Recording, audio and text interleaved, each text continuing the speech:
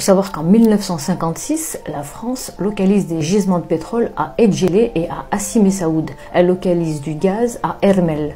Et ça change quand même un peu la donne.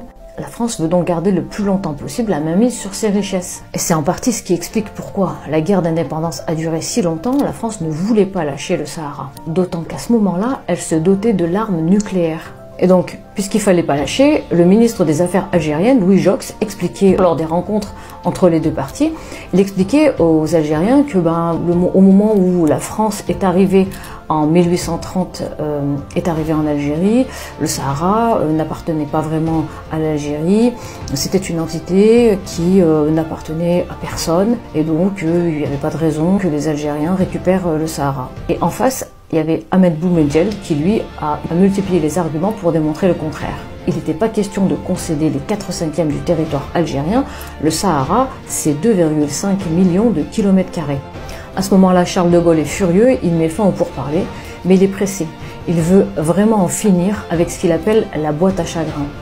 Alors, le 5 septembre 1961, il décide de lâcher. Il lâche le Sahara. Et à ce moment-là, le processus est relancé.